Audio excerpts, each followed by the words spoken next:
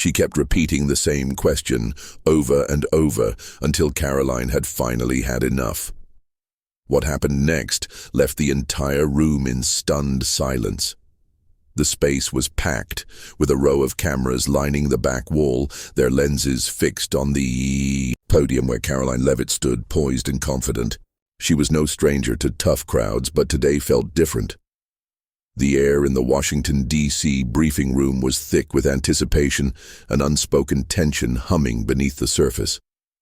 She adjusted the microphone. "Good afternoon, everyone. Let's get started." Immediately, hands shot up across the room, journalists hungry for a headline, eager to be the first to ask their questions. Karoline pointed to a familiar face, a reporter from a major network who asked about the administration's latest policy on tax cuts. She answered smoothly, delivering the kind of well-rehearsed response that came with the job.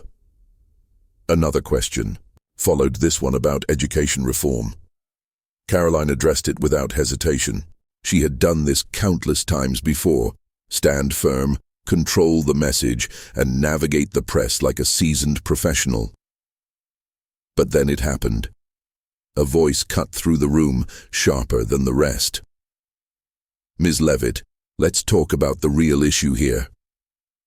It was her, the liberal reporter. Karoline knew her well. Always aggressive, always looking to push the conversation into controversy. She was seated near the front, leaning forward with a smirk, her pen tapping rhythmically against her notepad. Karoline stayed composed. "Go ahead." The reporter didn't waste a second. "Do you think the administration's policies are intentionally designed to suppress certain communities? Because the data suggests..." Karoline held up a hand. "I've answered that question before. The administration is focused on policies that benefit all Americans regardless of background. If you'd like to discuss the specifics of today's topic, I'm happy to continue." A few murmurs rippled through the room, but the reporter wasn't done. She leaned in further. "You didn't actually answer the question, though. Can you directly address whether..." "I did answer," Karoline interrupted, her tone firm but controlled. She glanced at the other journalists, signaling she was ready to move on. For a moment, the room seemed to settle. A brief pause as if everything might return to normal. But then, "I just don't see why you're avoiding it," the reporter pressed, her voice cutting through the space. "It's a simple yes or no. Are these policies suppressing marginalized groups?" The temperature in the room shifted. Other reporters exchanged glances, some intrigued, others uncomfortable. No one liked a press conference turning into a showdown, but that's exactly what was happening. Karoline exhaled slowly. "I'm not avoiding anything. I'm staying on topic. If you have a question related to today's discussion, I'll gladly answer. If not, I'll be moving on." But the reporter wasn't backing down. She leaned even closer to the microphone. "So that's a no comment?" The energy in the room tightened, the weight of the moment settling on everyone's shoulders. It was clear this wasn't just a press conference anymore. It was becoming a spectacle. A hush fell over the room. No one spoke, but the silence wasn't empty. It was loaded. The kind of silence that wasn't passive but waiting, like an elastic band stretched just before it snapped. Karoline adjusted her stance, placing both hands on the podium. "I've answered your question. I'll be moving on now." She pointed to another journalist in the back. But before they could speak, the same voice cut through again. "Why is it so hard for you to give a straight answer?" A flicker of irritation crossed Karoline's face. Not much, just a brief tightening around the eyes, but enough for those paying attention to catch it. She wasn't new to this. She knew reporters had a job to do, but there was a difference between pressing for accountability and turning an event into a personal stage. And right now, it was clear which one this was.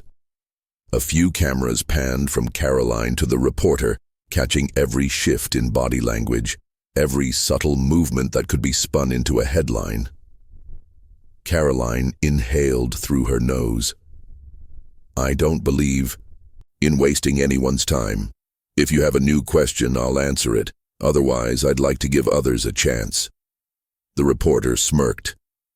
Sure, new question. Why is this administration so afraid of transparency? A few quiet gasps.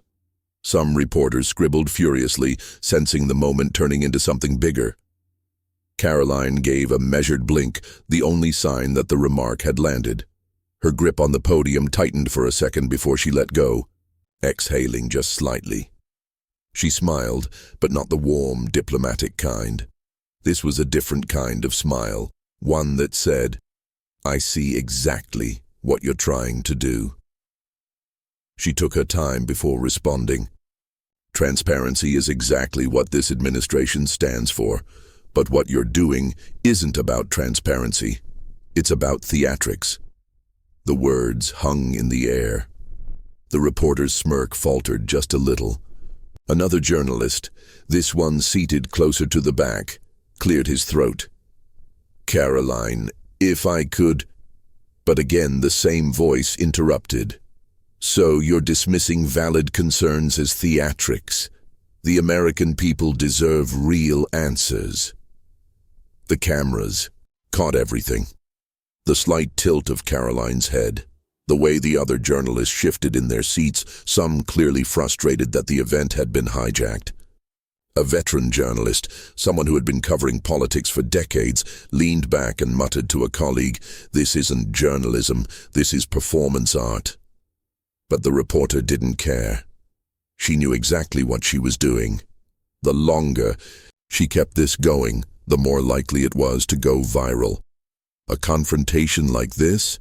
It was gold for social media. Karoline saw it too. She had a choice. Engage and give the moment more fuel, or shut it down entirely. She sighed, finally looking toward security at the side of the room. She didn't have to say anything. The shift in her gaze was enough. The room tensed again. Everyone knew what that meant. This was no longer just an argument. It was about to escalate. The air in the room felt heavier now. No one was speaking, but the tension was thick enough to hold everyone in place. Karoline could see it. The way some of the journalists avoided eye contact, others gripping their pens just a little tighter. They weren't just watching, they were waiting. The reporter, a woman in her mid-30s with sharp eyes and an unwavering posture, didn't move. She was still leaning forward, pen resting against her notepad, a quiet smirk playing at the corner of her mouth. She wasn't here to ask a question. She was here to make a point. Karoline straightened. I'll say this one more time. If you have a relevant question, I will answer it. But I'm not going to stand here and engage in bad faith arguments. The reporter chuckled softly, shaking her head. Bad faith? Karoline, I'm doing my job. Isn't that what a free press is for? Karoline didn't blink. A free press is about holding people accountable. What you're doing is trying to turn this into a spectacle. A few murmurs rippled through the room. Some of the journalists stole quick glances at each other, sensing the shift. The back and forth was no longer about policy. It was something else now. The reporter tapped her pen once on the table. So, just to be clear, Karoline knew what was coming before she even said it. Are you refusing to answer because you can't, or because you don't want to? Silence. A few reporters inhaled sharply, bracing for what came next. Karoline exhaled, measuring her response. I am refusing to play a game. This press conference is not about you. The smirk on the reporter's face flickered just for a moment. Then she leaned back in her seat, arms crossed. Right, because expecting transparency is a game. This time, it wasn't just a murmur. A few journalists whispered to each other. Others glanced toward Karoline, waiting to see how she would handle this. Karoline had dealt with difficult reporters before, but this was something different. This wasn't about policy. It was about control. about who could steer the conversation. She adjusted the microphone slightly, taking a step back from the podium. "I think we're done here." The words sent a shockwave through the room. The reporter's eyebrows lifted. "Excuse me?" Karoline didn't flinch. "You've made it clear you're not interested in an actual discussion. You're looking for a headline. If you'd like to stay and listen to the rest of the press conference, you're welcome to. But I won't be answering any more of your questions." The reporter let out a quiet laugh, shaking her head. "So, silencing the press. Got it." Karoline's jaw tightened. She knew that was coming. She knew exactly how this would be spun the second the cameras went off. But she also knew there was no winning with someone like this. She glanced toward security, a subtle, wordless signal, and just like that, everything changed. People shifted in their seats. The energy in the room snapped from tense anticipation to full-blown confrontation. It was no longer just an argument. It was about to become something much bigger. A ripple of unease passed through the room. Journalists weren't just watching now. They were recording every second, every movement, waiting to see how far this would go. The hum of camera shutters clicking filled the space, capturing the exact moment Karoline glanced at security. The reporter noticed it too. Her smirk disappeared. "You're seriously doing this?" she asked, her voice lower now but sharp enough to slice through the room. Karoline didn't answer.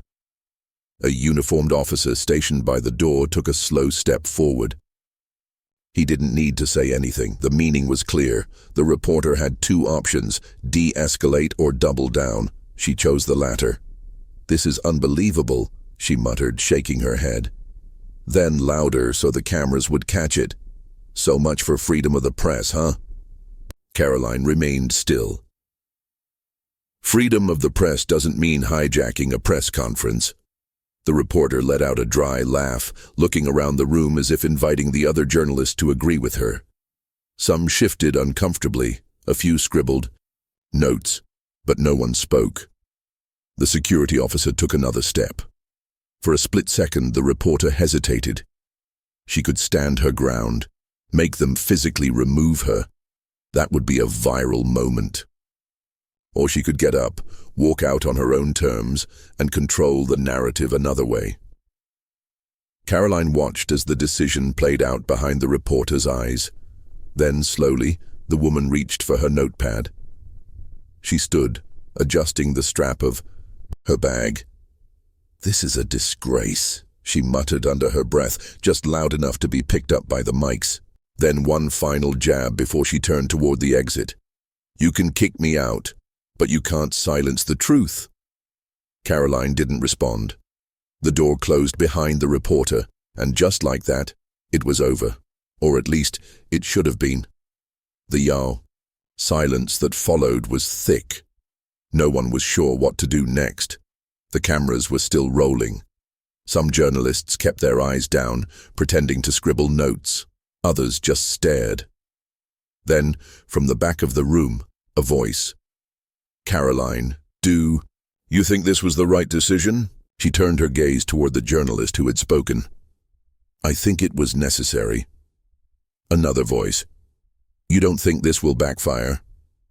She knew it would. She knew by the time she left this room, the internet would already be flooded with clips. She could already see the headlines. Karoline Leavitt removes reporter for asking tough questions. Did it matter? She straightened. "We're here to have discussions, not disruptions. If anyone else has real questions, I'm happy to answer them." A beat of hesitation.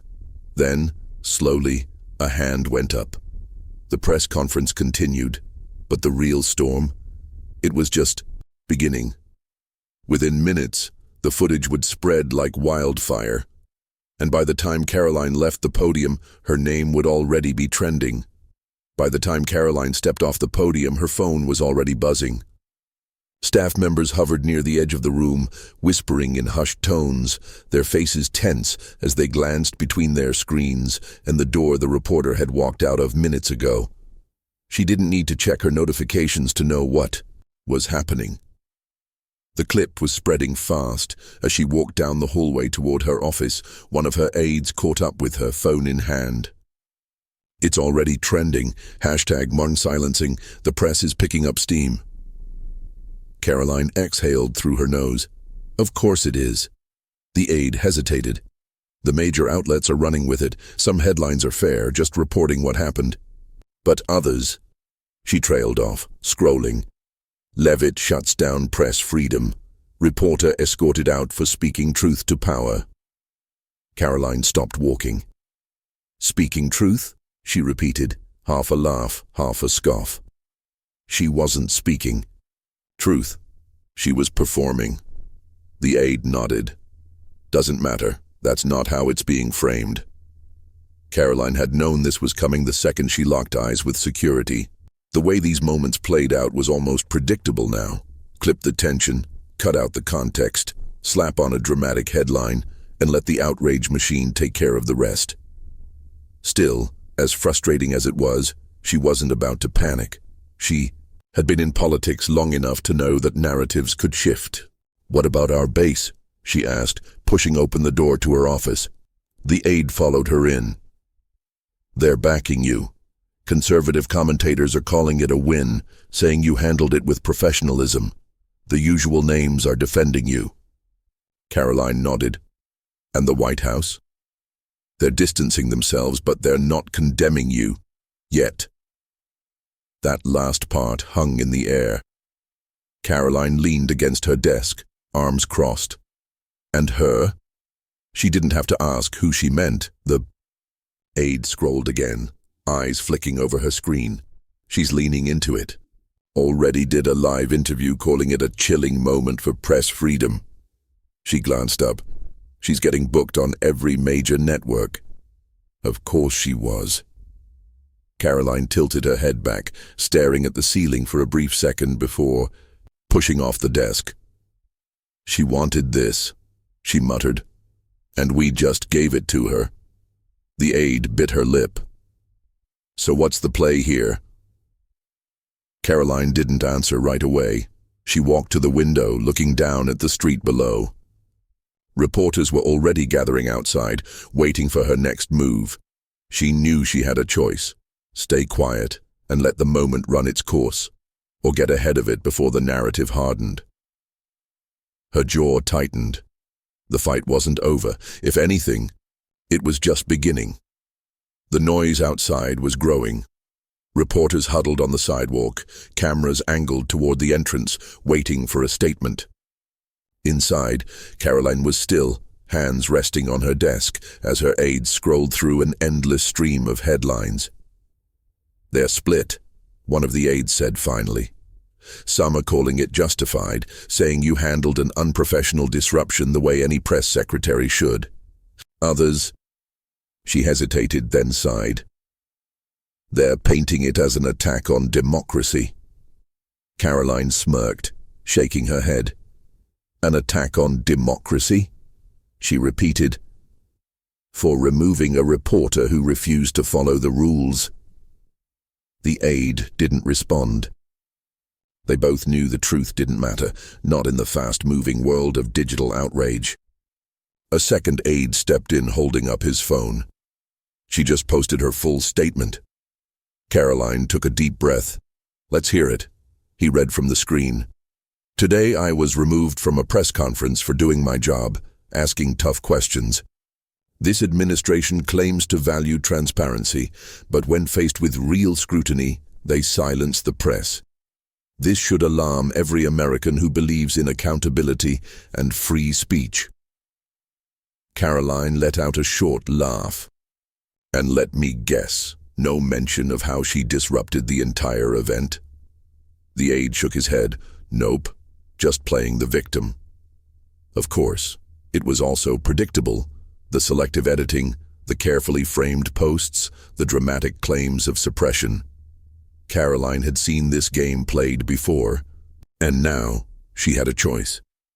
Her first instinct was to go on offense, to call a press briefing, lay out exactly what had happened, and remind the public that removing a disruptive journalist was not the same as silencing the press. But she knew how that would play out. The moment she engaged, the cycle would keep spinning. She turned back to the window. Outside, a news van pulled up, another reporter stepping out with a microphone in hand. The coverage wasn't slowing down. She tapped her fingers against the desk. "What's our strongest play?" The first aide hesitated. "We could release the full unedited footage before her version gets too much traction. Let people see for themselves." "How many times you warned her before security stepped in?" The second aide nodded. "That way it doesn't look like a defensive move, just transparency." Karoline considered it. It was a smart move. Let the facts speak for themselves. But she also knew that facts alone didn't win battles. Perception did. Her eyes flicked back to her phone, where notifications kept rolling in. She could already predict the cable news segments, the outrage panel discussions, the op-eds dissecting her decision. A long breath in, a slow exhale. Then she nodded. "Release the full footage." The aides moved quickly, drafting a statement, queuing up the video. Karoline watched them work, her mind already 10 steps ahead. The reporter had wanted a spectacle, but what she didn't realize was that Karoline wasn't just reacting. She was setting the stage for what came next. The full, unedited footage went live within the hour. No flashy edits, no dramatic commentary, just a simple post with the raw exchange, letting people see exactly what had happened. The title was clear and direct. "Watch for yourself." The full exchange between Karoline Leavitt and reporter at today's press conference. Karoline sat back, in her chair, watching as the numbers ticked upward. Thousands of views in minutes, comments flooding in, some furious, some supportive. Her phone buzzed. A message from a close ally in the media. "Smart move. This takes the wind out of their sails." But she knew it wasn't that simple. The spin was already in motion. The reporter herself had gone on multiple networks, retelling the story in a way that painted herself as the victim. Karoline clicked on one of the interviews. There she was, seated in a dimly lit studio, brows furrowed in righteous indignation.